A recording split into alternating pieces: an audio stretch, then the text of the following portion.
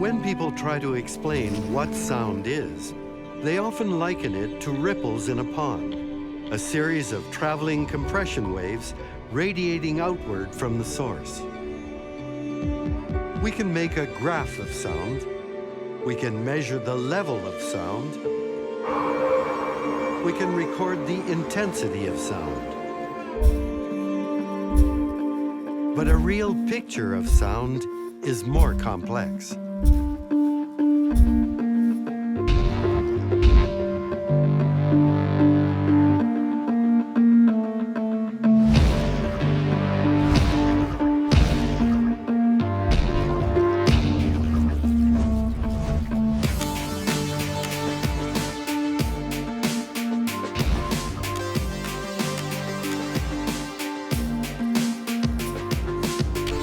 Sound effects matter in surprising ways, a mystery that has recently deepened. Cymatics is the science of visible sound. So all we have is a metal plate, and we sprinkle on some sand. What you see here is completely formless. In other words, there's no pattern at all. Then we take a violin bow, and we're going to play the plate with the violin bow. You see a beautiful star appears on the plate. Now, that pattern that forms is basically the sound made visible, and it's kind of magic. And now what happens when we make this plate vibrate from an electronic piano?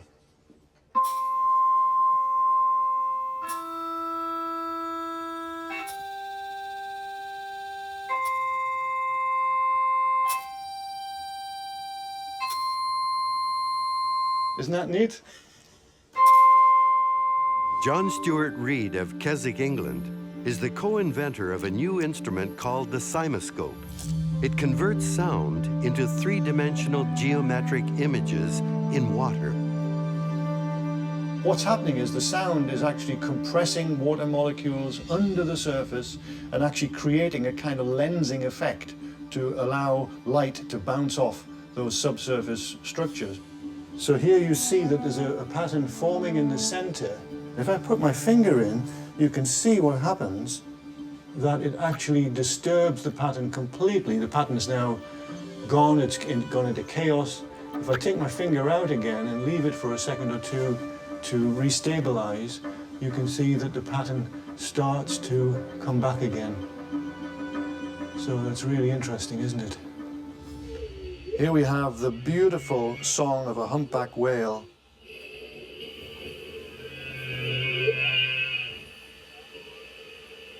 Some of this geometry that we're seeing is just exquisitely beautiful.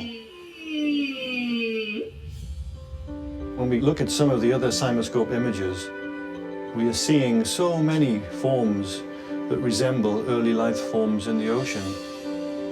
The cymoscope may someday help us determine whether this is just a fascinating coincidence or new evolutionary biology. Sound has evolved into a primary alarm system because we can hear danger even before we see it. Lots of animals use their hearing to avoid being eaten. It serves as a kind of an omnidirectional monitor for things that are happening in the environment. Sound is the sense that never sleeps. The brain listens even while you dream. If you're sleeping, you're not going to be awakened by most sounds. Say, suppose you're attuned to the sound of a baby crying. That will wake you up because your brain has learned that that's something important for you, and it will go right through whatever your defenses are to keep you asleep, and you are awake. But sometimes sound plays tricks on the brain, bouncing around, causing echoes and turning words to mush. Solving problems caused by sound is what acoustic engineer Trevor Cox does for a living. I did a physics degree, and I was always a musician, and it was a kind of a way of combining my interest in music and physics together. Cox records sound in odd spaces, here with a head-like device that mimics human hearing. I just got fascinated in how architecture changes music and enhances and beautifies it. Sometimes it's about making music beautiful, and other times it's about speech. It's about trying to communicate. Mary had a little lamb. Its fleece was white as snow.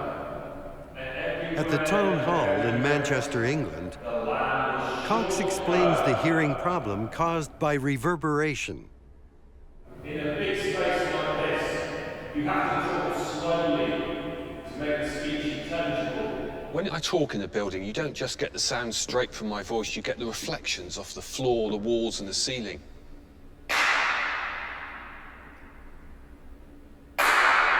And each reflection arrives at the ears at a slightly different time.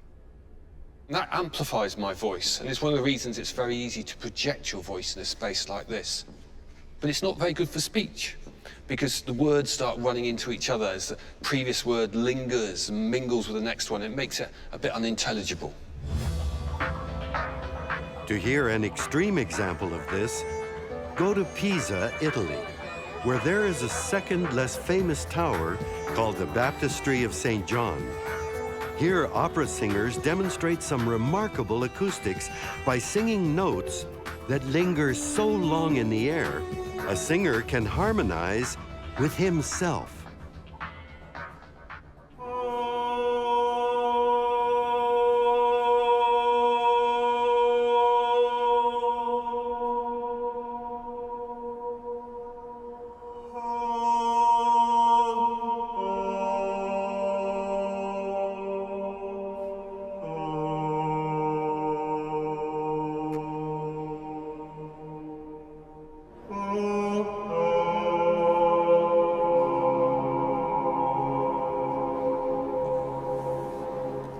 Each note lasts a full 9 seconds.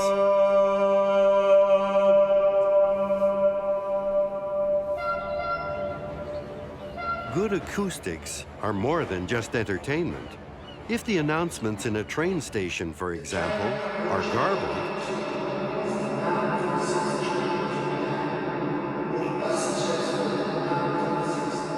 passengers might miss more than the Orient Express. You know, it's about life or death situation if someone's being evacuated because there's a fire or a bomb alert. So it's more than just being able to hear the announcements. Acoustic engineers in a studio like this in Manchester can clean up muddy speech by creating a computer model of the station and then tweaking the sound system or the building's acoustics. But we can use a much more directional loudspeaker which is aimed at the passengers and away from all the reflective surfaces in the room. If we add some sound-absorbing treatment, and in this case it's to the soffit all along the top of the structure, hopefully much better intelligibility. The train approaching platform 2 is the 9:46 train to Milan. Would passengers for the 9:46 train to Milan For a please? theater or concert hall designer, sitting in the sweet spot of this lab provides the chance to hear what their building will sound like before it's built and compare it with some of the best acoustics in the world. I'm going to take you to the Boston Symphony Hall in the US. Mary had a little lamb. His fleece was white as snow, and everywhere that Mary The secret of Symphony Hall's virtually perfect sound is in the math, the equation written in the 1890s by Harvard physicist Wallace Sabine. Using a pipe organ and a stopwatch, Sabine made thousands of measurements to calculate the ideal ratio between room volume and sound-absorbing materials. With a reverb time of 1.9 seconds, Symphony Hall is considered one of the top concert halls in the world, and the Sabine equation underlies the software that allows acoustic engineers Ping Chen and Gary Mack to fine-tune the sound of a modern performing arts center. They start by measuring the time it takes for sound to bounce off the walls and the ceiling, keeping in mind the ideal times for voice and music. They create a computer model of the soundscape, what they call an auralization. The back walls below the balcony, that's going to be the longest reflections that we're trying to control. Which allows them to customize the way a room sounds, depending on what it's used for. Those acoustical panels, they're retractable. So for speech, we're going to have them in place. But for music, we're going to retract them because we really want the lateral reflections for music. So these reflectors should probably be a little bit lower. A series of mobile panels converts this theater stage to a music venue in a matter of minutes.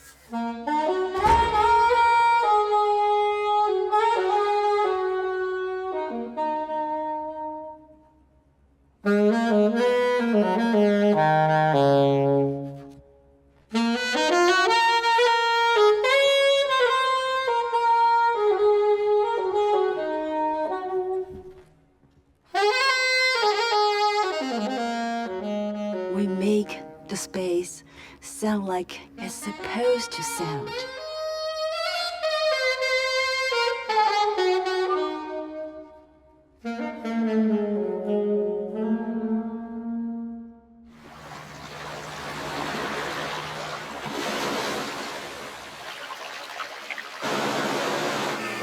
People respond to sound in varying ways.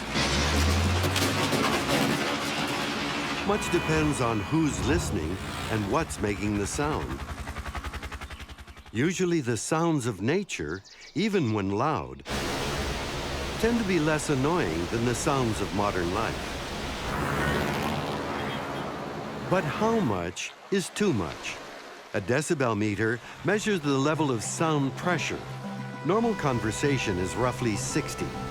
Because the scale is logarithmic, 70 decibels is twice as loud. Hearing protection is recommended at 85. Above 90, sound is damaging. Prolonged exposure to noise at this level causes hearing loss.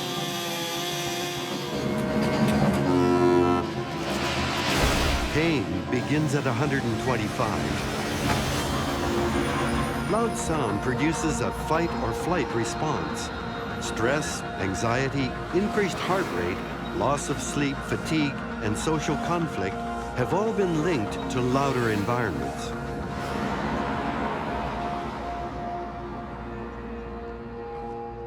Psychologist Ellen Polyakov of the University of Manchester has studied how sound even affects the taste of food.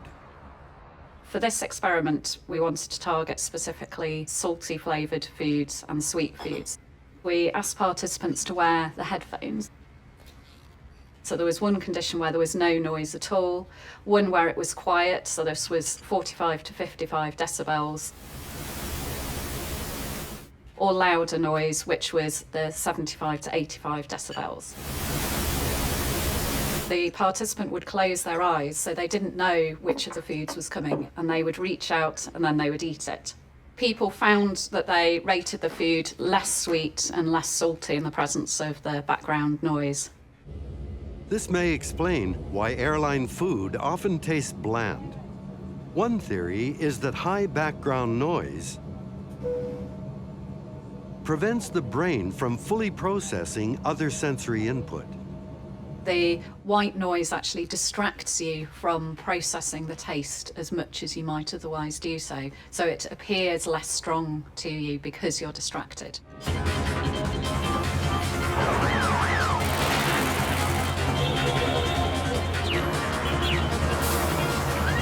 The volume of sound in cities everywhere is constantly changing.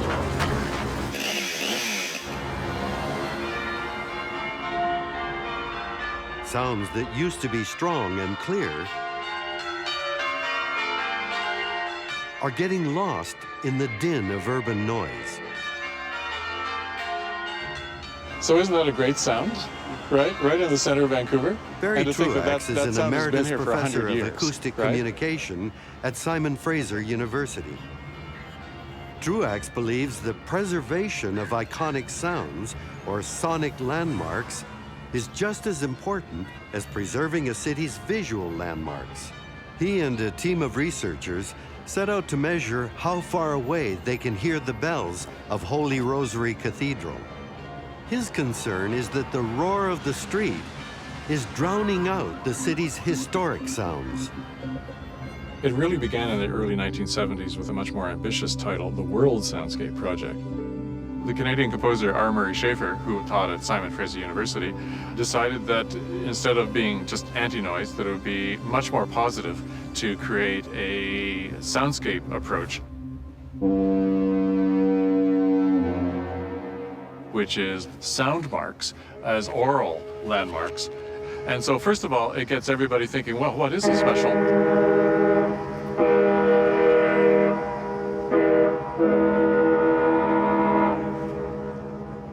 And there you have it, one of arguably the most unique sound mark in Canada. First four notes of the national anthem. For almost 50 years now, that sound has become a part of the Vancouver soundscape and probably is the most recognizable one outside of Vancouver.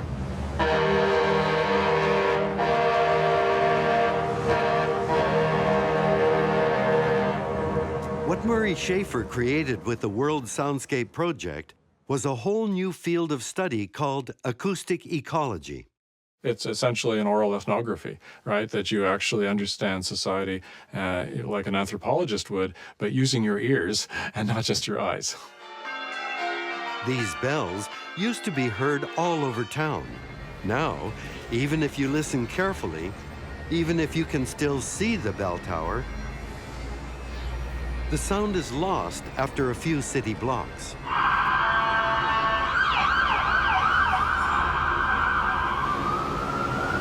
So there you go. There's the difference between the acoustic world and the mechanical world. Half a block. 100 years ago, they could talk about listening to the beautiful chimes of the Holy Rosary Cathedral in the Hillcrest area and also South Vancouver. You know how many miles away that is? 100 years ago, Holy Rosary was one of the tallest buildings in the city. Today, it's lost in a concrete forest. If the ringing could be heard in Hillcrest, nearly 40 blocks away, then the acoustic profile of the bells has shrunk to less than a tenth of what it was. But this is only part of the story. The sound of city streets in Vancouver was entirely different a century ago. The only moving pictures from those days, shot from the front of a streetcar, are silent.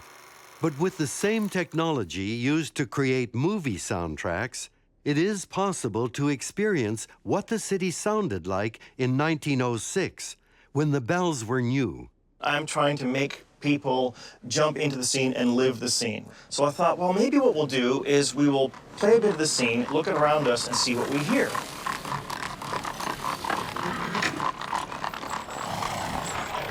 This is only 2 blocks away from the Holy Rosary bells, so have you tried putting those in?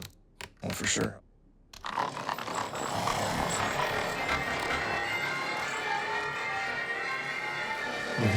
Right. Notice how they're really audible over everything else. That kind of traffic didn't dominate like it does now. I mean, this is all on a very human scale. Watching all those people racing across the street, it looks actually positively dangerous. So they obviously are relying on their ears as well as their eyes to tell them what was going on. The sounds are clear and distinct, and it isn't dominated by just one sound, such as traffic would be today. The point, according to Truax, is that cities have always been loud. But back in the day, it was a loud you could live with. Take a tour of Venice, and you'll hear what cities sounded like before the Industrial Revolution. Once you get away from the Vaporetto transit boats and slide into the narrow little canals called rios, you hear what the world sounded like before internal combustion. Instead of gasoline and diesel engines, you hear voices and footsteps.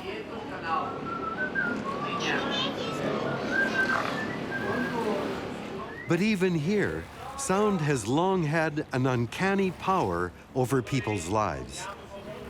As it turns out, people were constantly listening to their city, and this came as a huge surprise, that they were listening to their buildings, they were listening to the way in which the city talked to them in various ways. Art historian Neil Atkinson is fascinated with the way sound organized the workday.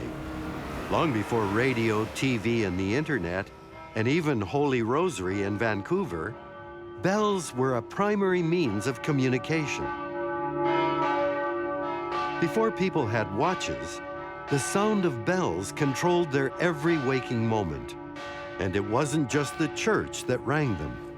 The big marangona that rings in that tower that signifies that the dock workers have to be in the arsenale. Or during the day, bells will ring to make sure that magistrates are in their council halls, that lawyers and jurists are in the courts. By the time that the bells finish, everyone has to be in place. So there's this kind of acoustic organization or choreography to the daily rhythms of the city. The same was true in other Renaissance cities such as Florence. Here, the city's first town hall had its own bell tower to rival the ringing from the church's main cathedral. The government's bell had to be the biggest and the loudest. Big enough and loud enough from a tower high enough in order to establish their legitimacy and authority over the city. So what the regime was doing was acoustically trying to insert itself into the sounds that the Christian church had been making for centuries.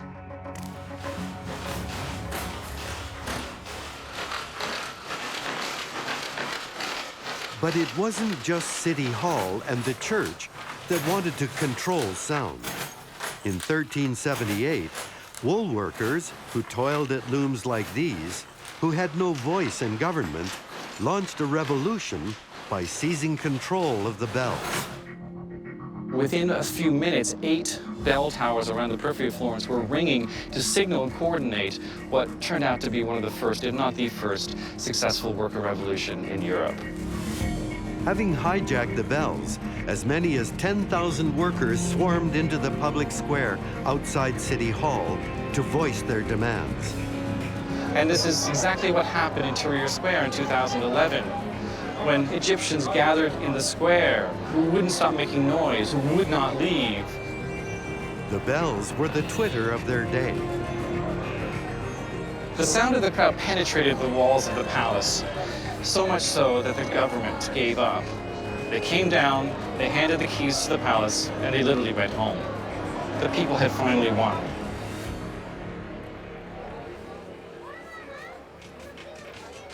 Noise is a natural byproduct of human activity. So silence, or the use of quieter technology, has become a valuable commodity in our loud cities. From a distance, you can't hear us at all. You can't smell us either. Sheldon Wright out of Vancouver has created a landscaping company that works entirely without gasoline-powered tools. Back in the bad old days, we used to be covered in two-stroke and you're in a wall of sound all the time and covered in dust. Now you're just covered in dust. At first, Rideout's new company did everything by hand. Then, technology changed. The electric equipment we have is all lithium battery powered, so we've almost got the Teslas of lawnmower equipment. This equipment does make noise, but only half as much as internal combustion engines. What I heard on a regular basis was we're so tired of the noise. We're tired of the smell. We're tired of our entire day being interrupted when a landscape maintenance company shows up. You're not going to get away from noise, but anything that can be done to reduce it, it helps with stress levels. What we're talking about affects everyone.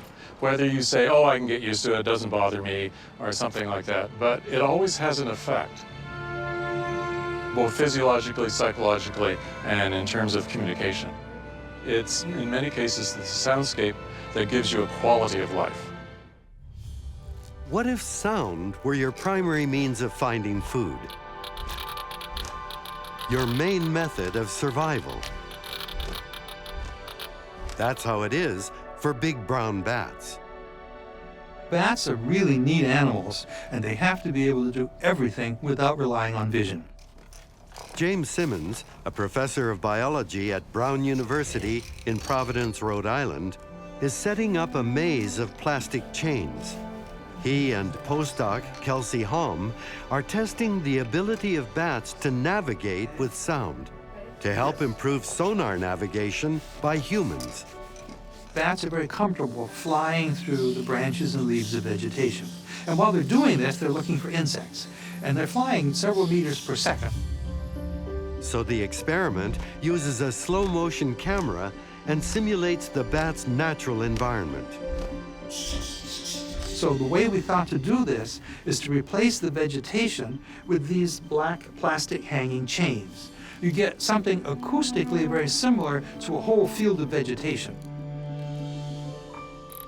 Because the sound a bat makes is beyond the range of human hearing, Simmons uses an ultrasound detector to convert the signals to a frequency we can hear. Simmons is particularly interested in how a bat's brain is able to process sound signals and perform complex mathematics at extremely high speeds. So the bats emit sounds and do lots of fast computations in the brain about the arrival time of the echoes coming from different distances. And the trick of sonar is to be able to do these computations quickly enough that you can see the scene before you emit the next sound. We can't do that with our digital computers because they're not fast enough. The fascinating discovery is that bats actually form 3D images based on sonar echoes. When we see something with vision, we see color and we see texture and lots of things like that. The sonar image that a bat gets of an insect is stripped down to only 3 or 4 body parts. The bat will aim its sound at the insect and get a bunch of echoes from the different parts of the target. But when it's chasing the insect, it doesn't go straight toward it. It follows a curved path so that each time it emits the sound, it's getting a slightly different angular view of the target. And by rotating this way, the bat gets to see the parts of the object in their real 3-dimensional locations. Bats actually see with sound. Perhaps even more astonishing is the fact that some humans are able to do the same thing. So we've got a tree here. I'll turn here. By 13 months of age, Daniel Kish had lost both eyes to a cancer called retinoblastoma. Instinctively, he soon began to make clicking sounds and started to echolocate just like bats do. Those clicks you hear are from his mouth, not the tapping of his cane. Big open area, but we're approaching a structure. He calls this flash sonar. Flash sonar has become Kish's primary means of navigation. So in my case, it wasn't something I was really aware of. It just happened as a consequence of my childhood experiences. I get an image that occurs in a 360-degree field. The roof structure we're under isn't totally solid somehow. It's got openings in it, as if it were slatted or... I describe them as fuzzy geometry, moving, dynamic figures. They have depth and contour and character, and they provide me with information about location, density, and you can also kind of hear things around corners, and you can hear things through objects. So, you know, it almost has this kind of omnipresence about it.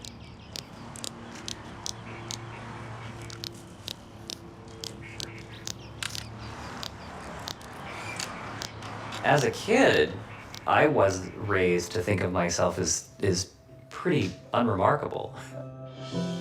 My parents, their emphasis, their regard for me was you're a kid like any other kid.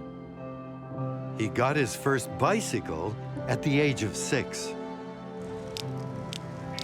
I learned to click like a maniac, and I learned to ride around the neighborhood. And if I ran into a pole, my parents just didn't make a big deal out of it. Running into a pole is a drag, but never being allowed to run into a pole is a disaster. Riding a bike blind has become a kind of stunt he does to raise awareness that the brain can adapt. and that people can do far more than they realize.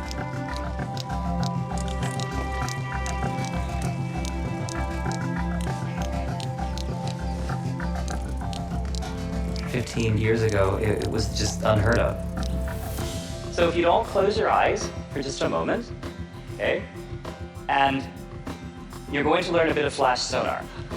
Now you have scientists studying it, you have instructors wanting to learn it, you have instructors wanting to teach it, you have blind people wanting to learn it.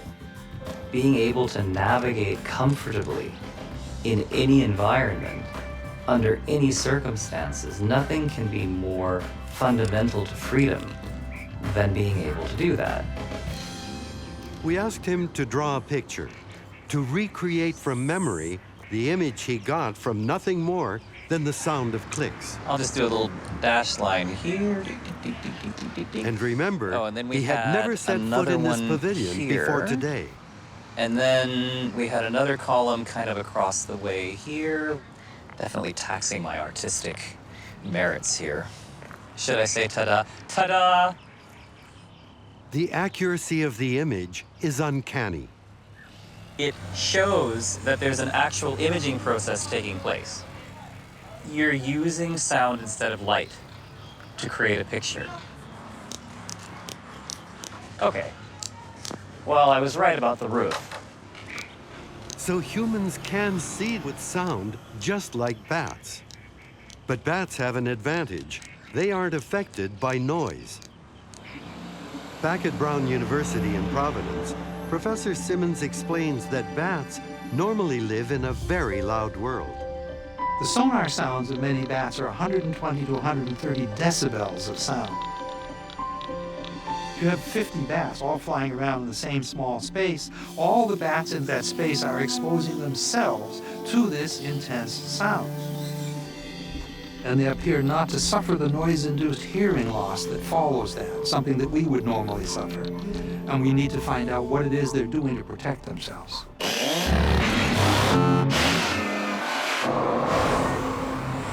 In the course of a human lifetime, loud sounds cause physical damage to the inner ear.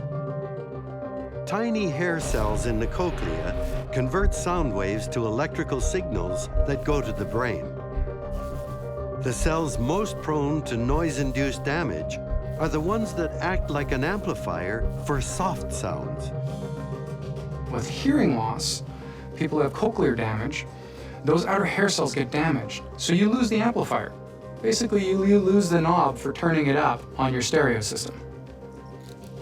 But noise-induced hearing loss is only part of the problem.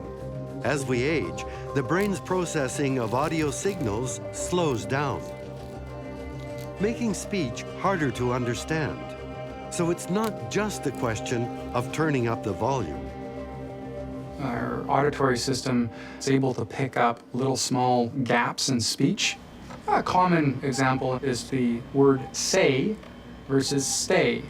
The difference between say and stay is actually a little pause right when the T happens. These are actually scalp recordings that we record through EEG. On the right here, we have a 16 millisecond gap, and it would be akin to trying to process the sound stay. There's a little gap when the T happens.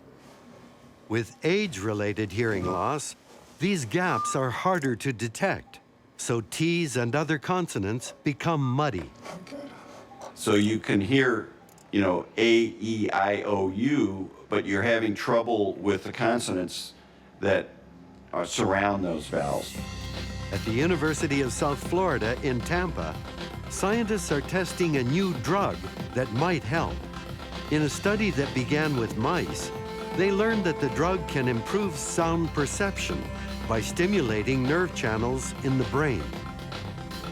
There are little channels that process potassium. Nerve cells rely on the proper concentration of potassium. The new drug adds potassium to these sound processing channels. As you age, the number of these channels declines. The drug will increase the activity or the effectiveness of the remaining channels. We are ready to do some EEG testing. This is where we're going to put After an the Florida electrode team cap on your successfully head and do tested the some drug on brainwave mice, analysis. the U.S. Food and Drug Administration approved a Phase 2 clinical trial on humans. What we're going to do is put this electrode cap on. He's going to listen to some sound sources, and what we really want to see is changes in the central auditory processing. As they screen potential patients for the drug trial, they're looking for people who have a hard time detecting those sound gaps, who have a hard time hearing consonants and understanding words, especially in a noisy background. And whenever you hear that rare, high-pitched beep, I just want you to hit the space bar for me, okay? Because the drug is designed to make speech clearer, not louder. That would be the home run for this study, if it actually improved their ability to hear speech and understand speech and background noise. In the future, a pill may repair hearing loss. The future of sound even looks like magic. Sound waves from a bank of speakers can levitate solid objects. By focusing sound from opposite directions, researchers have created what are known as standing waves that can actually suspend objects in midair. Floating 3D graphics, microgravity, and drug research are some of the possible future applications.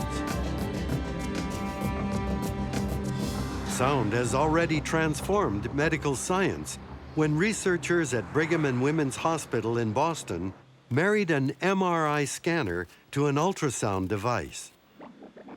Everyone knows ultrasound as the imaging tool for expecting couples.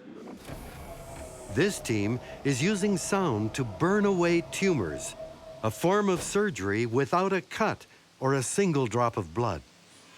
So we're about to start the procedure. We're going to treat your uterine fibroid. By focusing the ultrasound beam into tissue, somewhat akin to the way we would do with a lens and the sunlight, sound waves will cause a local vibration of the molecules in the tissue. That motion causes local heating, and that heating therefore can kill the cells in that area. So the thermometry is the really key part that the MRI brings to this procedure that no other procedure, no other imaging tool can do.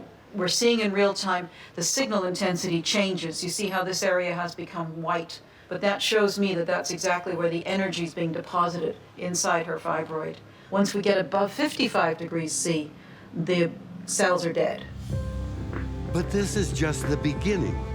MRI-guided focused ultrasound can take away the pain of bone cancer. There are clinical trials with prostate cancer and breast cancer and many more. The most exciting one right now that's in clinical trial is the one that's actually being used to stop intentional tremor. So intentional tremor is when patients develop like this, what I'm doing with my hand, and are unable to write or eat or feed themselves. And this technique, when targeted to the correct part of the brain, stops that tremor immediately. With this technique, they can now use a transducer around the head and allow the ultrasound enter the brain non-invasively. And that's leading to some very exciting applications. For example, in Brisbane, Australia, another form of ultrasound is being tested for treatment of Alzheimer's disease. Jürgen Goetz and Gerhard Leininger set up an experiment using mice born with a gene mutation that produces the amyloid plaque associated with Alzheimer's. As naturally curious animals, normal wild mice will explore all three parts of a Y maze. But mice with Alzheimer's can't remember where they've been before and tend to explore the same area over and over again. Pulses of ultrasound gently open the barrier that protects the brain from infection, allowing a protein from the blood to stimulate waste removal cells that clear out the toxic clumps of plaque. We use pulsed ultrasound, and because it's pulsed, the tissue is not heating up. After the ultrasound treatment, when the mice enter the maze again, they're able to explore just as well as healthy mice. And the nice thing is, they show a restoration of memory functions. So basically, we are able to restore memory functions to what one finds in non-Alzheimer's mice. And I'm highly confident that what we have found in mice can eventually be translated into humans.